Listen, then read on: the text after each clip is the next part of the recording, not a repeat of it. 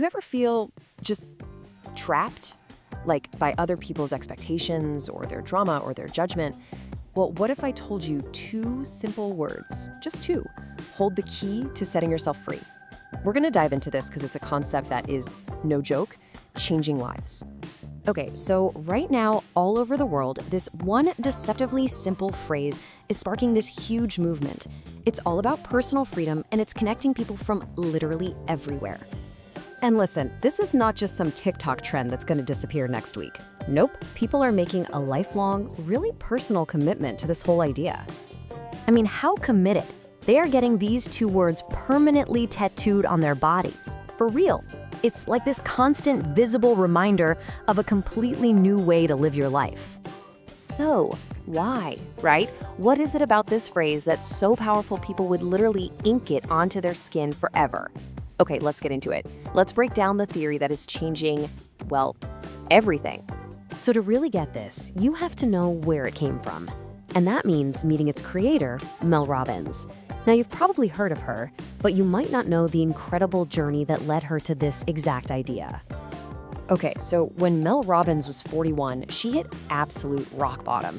We're talking $800,000 in debt, unemployed, the whole 9 yards. And out of sheer desperation, just to force herself out of bed in the morning, she created the 5-second rule. You know the one, that 5, 4, 3, 2, 1 countdown. And that raw, super vulnerable tool, born from her lowest point, just exploded. It became this global phenomenon. So her whole career was built on teaching people how to take control of themselves. And you gotta understand, that distinction is super important. The 5-second rule, that was all about winning the internal battle, the one inside your own head.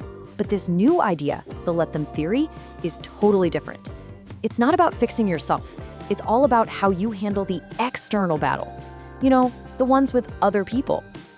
And the funniest part, the origin of this huge, life-changing theory, it didn't come from some fancy research lab or an old philosophy book.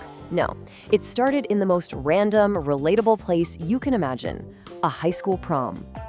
Okay, so picture this. Mel's son, Oakley, decides he's going to prom at the very last minute. You know how that is. It's a complete mad dash. Tux, shoes, a date, the works, and Mel's stress level is just through the roof. So the first little bit of conflict happens right as they're walking out the door. Mel grabs this corsage she'd ordered, but her son's like, "Mom, no, she doesn't want a corsage. Don't bring that." But Mel, you know, being a mom, thinks she knows best. She argues a bit and shoves it in her purse anyway. You can just feel that tension ratcheting up, can't you? Then they get to the place for pre-prom photos, and bam, total chaos. It starts pouring rain, soaking everyone. And then Mel overhears the real kicker. This group of 20 kids, all dressed up, has 0 dinner reservations. Nothing. Her anxiety just goes into overdrive, and that instinct to fix everything, to take control, it just takes over. So there's Mel, frantically scrolling through her phone, trying to find any restaurant in town that can seat 20 people on a Saturday night. Good luck with that. And her daughter, Kendall, who's home from college, sees her mom spiraling. She just gently pulls her aside for a little chat that would end up changing everything. And this is it. Kendall looks at her mom and says the 2 words that sparked this entire movement. She says, "Mom, if Oakley and his friends want to go to a taco bar for pre-prom, let them." Now, Mel starts to argue, right? But their clothes will be ruined, and Kendall so calmly just doubles down. She says, "Mom, let them get soaked, let them get ruined. It's their prom, it's not yours, just drop it." And in that one moment, something inside Mel just clicks. It all just softened. That desperate need to control the whole situation, gone. The stress evaporated. She realized, it's not my prom, it's not my problem.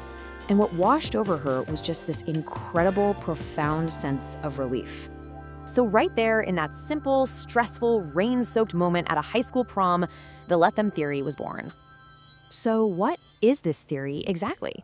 Well, at its core, the let them theory is a super simple way to free yourself from the weight, the burden of trying to control things you just can't control. And what can't you control? Other people, their actions, their opinions, their emotions.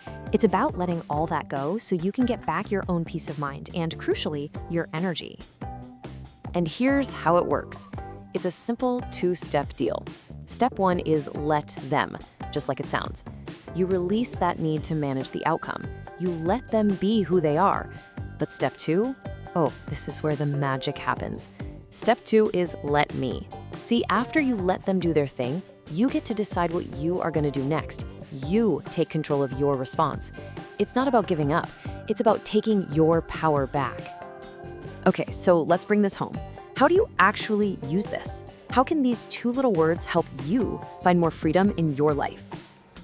I mean, think about all the situations. Your friends don't invite you to brunch. Okay, let them. Instead of getting upset and spinning out, now you get to decide what you want to do with your free afternoon. Your in-laws don't like your parenting style? Let them.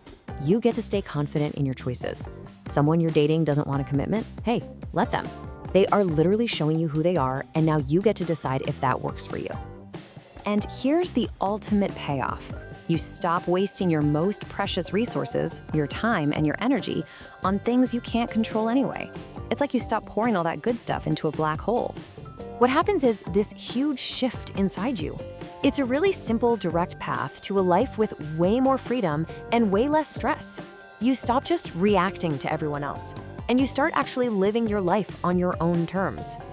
So that really just leaves one question, doesn't it? With all that time and energy you just got back, what are you going to do with all that freedom you just found?